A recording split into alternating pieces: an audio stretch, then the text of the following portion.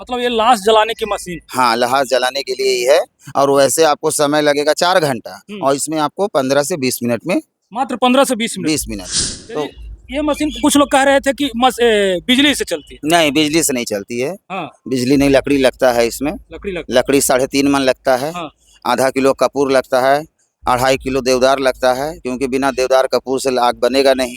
और उसके बाद ही जब अंदर में आग बनता है, उसके बाद डेड बॉडी रख करके अंदर देने के बाद 15 से 20 मिनट में स्वाहा हो जाता है। इसमें जलाने से ये रहता है कि धुआं जो भी है मंदिर के झंडा पे नहीं जाता है और प्लस आदमी को इसमें समय बहुत बचता है। तो उसमें हाथ लगाने की जरूरत कोई जरूरत ही नहीं, वो अंदर चला गया, वो आप खाली नज़र से देख सकते हैं। 15 मिनट में खुद मशीन बजने लगता है, फिर आप अपना वो निकाल के दे देगा। अलार्म भी लगा हुआ। हाँ, अलार्म यदि ये बॉडी जलकर कंप्लीट हो जाता है तो अलार्म बजने लगता है, टीटी टीटी करने लगता है कि पूरा एकदम वो देते हैं। नगर निगम का आदमी वहाँ रहता है, रसीद काटता है 500 रुपया, इसका मृत्यु प्रमाण पत्र मिलता है। चाहे आप यहाँ जलाइए, चाहे आप वहाँ जलाइए, कहूँ भी आप जलाइए, मिलना है। नहीं मिलेगा तो फिर सरकार आपको पैसा भी नहीं ना देगा। जो आदमी मरा है या जो भी मरा है तो मर गया तो उसका डेट ऑफ मृत्यु का सर्टिफिकेट मिलता है, उसको आप सरकार को दिखाइएगा तो जहाँ भी आपको काम आएगा सुविधा के लिए। मतलब पर्यावरण दूषित होने से बचता है, यही तमाम चीज फायदा है।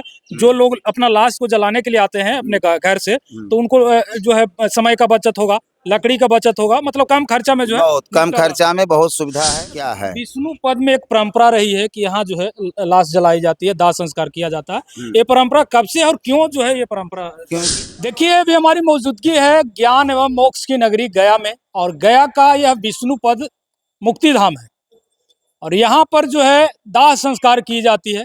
पीछे कुछ उपकरण लगा हुआ है, उस उपकरण को लेकर जो है हम आप लोगों को जानकारी देना चाहेंगे।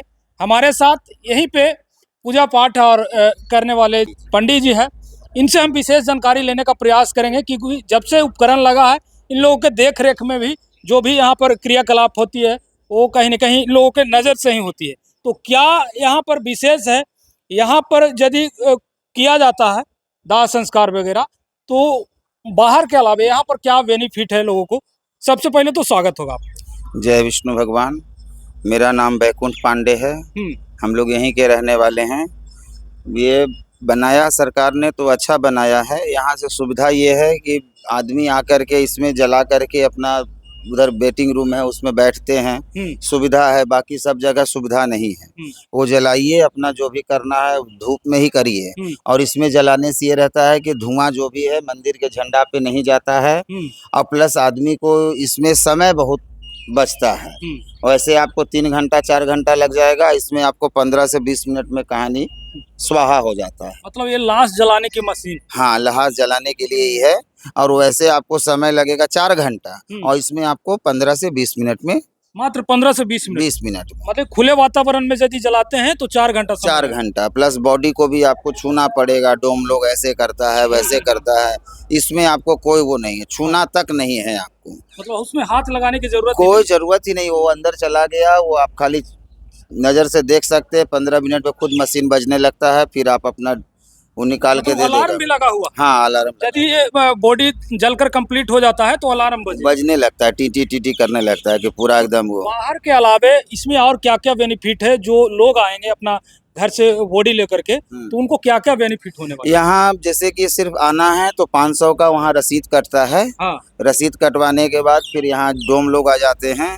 वो डेड बॉडी को जो स्नान वगैरह होता है, स्नान करवा करके लकड़ी रख करके उसके ऊपर डेड बॉडी रख देते हैं। कपूर जला के अपना अंदर कर दिया, कोई प्रॉब्लम नहीं। जो क्रिया महापात्र बाबा लोग पिंडदान करवाते हैं, पिंड दे करके अपना उसको अंदर करिए, गोड़ लगिए। उसके बाद फिर जल गया तो उसका फिर लाश पे जो हड्डी है अपना निकालिए, यहाँ छोड़ना है यहाँ छोड़िए। और जिसको भगवान देता है पटना, बनारस, इलाहाबाद, दूर भी ले जाते हैं। हम लोग का तो भीरू पटना है। बाकी आसपास के लोग जो भी हैं दूर के जो जलाते हैं यहीं आते हैं अस्थि विसर्जित के लिए। यहाँ के लोग पटना जाते हैं, हरिद्वार जाते हैं, प्रयागराज जाते हैं। तो ये मशीन कुछ लोग कह रहे थे कि बिजली से चलती है। नहीं, बिजली से नहीं चलती है। हाँ। बिजली नहीं, लकड़ी लगता है इसमें। लकड़ी 3.5 मन लगता है। हाँ। आधा किलो कपूर लगता है, 2.5 किलो देवदार लगता है, क्योंकि बिना देवदार कपूर से आग बनेगा नहीं।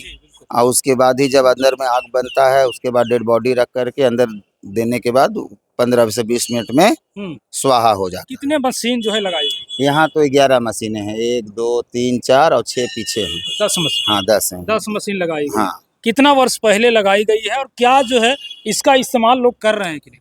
इसका यूज तो हो रहा है, लेकिन बहुत अभी मतलब कि कम मात्रा में हो रहा है। ज्यादातर लोग उधर ही जला रहे हैं जिसमें लकड़ी से लोग जलाते हैं। आखिर इस मशीन को क्यों लगाना पड़ा? इसको लगाना इसलिए पड़ा क्योंकि इससे पॉल्यूशन बहुत ज्यादा बढ़ता है। अभी तो आप देख रहे हैं डैम के कारण ये बनाया गया है।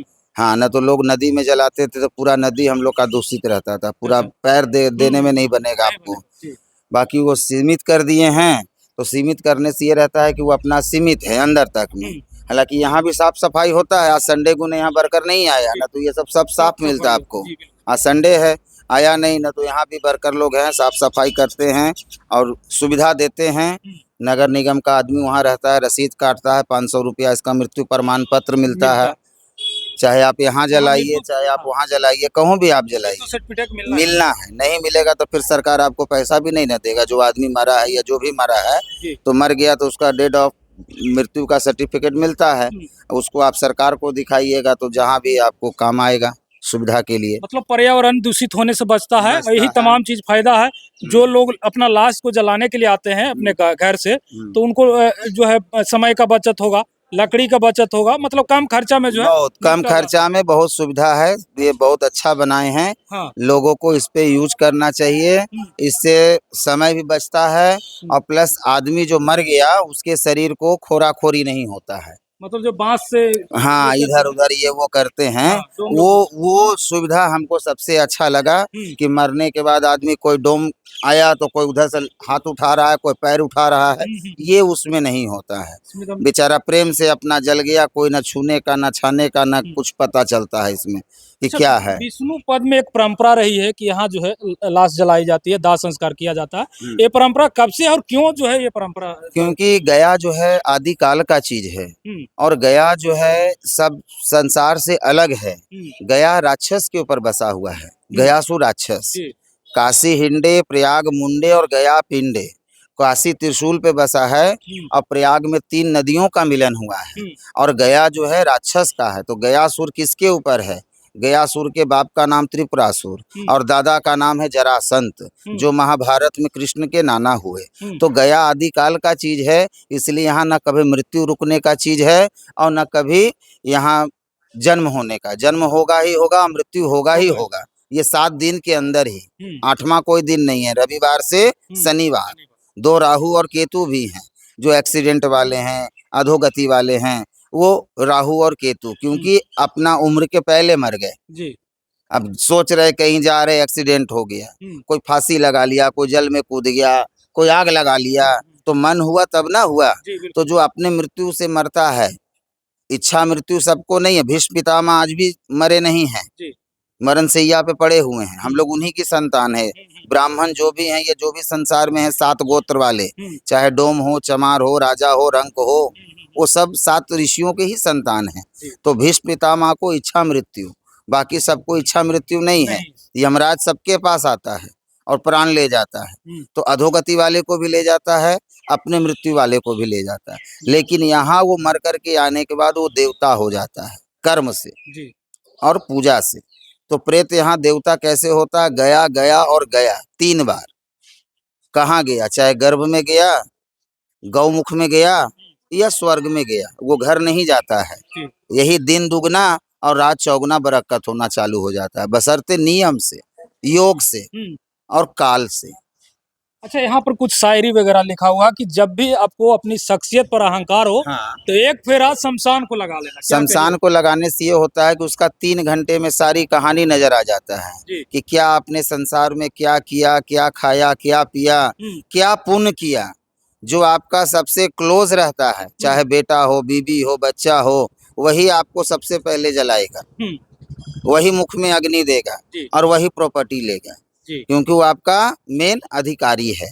एक और शायरी लिखा हुआ है कि ए मौत तेरा रास्ता नेक है, फैसला। हाँ जी, हाँ, ए मौत तेरा फैसला नेक है और शमशान में हर गरीब और अमीर का बिस्तर एक है। हाँ, इसका थोड़ा सा जवाब देते हैं। जैसे कि इसका अर्थ ये होता है कि चाहे कोई भी हो, राजा हो, रंक हो, यहाँ मरते हैं, आते हैं, तो ये भूमि है मोक्ष की। जी। ये भूमि पे कितने राजा, अधिराजा, महाराजा सब गए, तो हम आप भी इसी जगह जाना है। तो इसलिए ऐसा लिखा गया है कि मौत का फैसला नेक होता है, और शमशान में आने वाला गरीब या अमीर का बिस्तर एक ही होता है। कितना कफन पहना दीजिए, सोना पहना दीजिए, फिर भी वो निकाल के रख जाएगा। सिर्फ जाएगा क्या? नेकी और बदी, अच्छा और बुरा, जो कभी भी लोग याद करता है कि फलाना बहुत अच्छा था, बेचारा मर गया, ढिकाना बहुत अच्छा था, मर गया। तो यहाँ मर के आते हैं, वो देवता हो जाते हैं विश्वास से।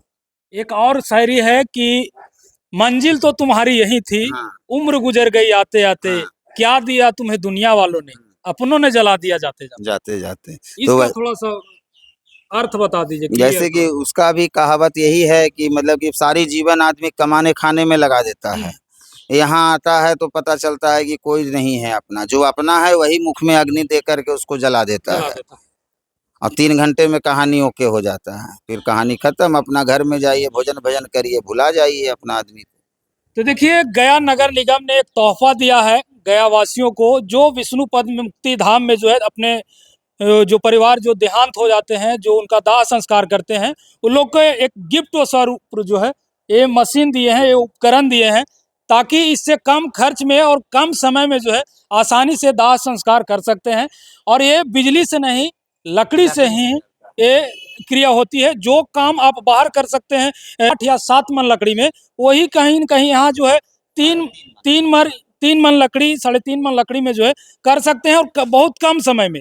यदि इस जगह पे आप आते हैं दाह संस्कार के लिए, तो यहाँ आपको प्रत्येक सुविधा जो है उपलब्ध है। यदि आपको यहाँ पर आपको जो दाह संस्कार की प्रक्रिया शुरू हो जाती है, तो बैठने के लिए आप लोग की व्यवस्था है, हाँ, वेटिंग रूम है, स्नान करने के लिए भी व्यवस्था है।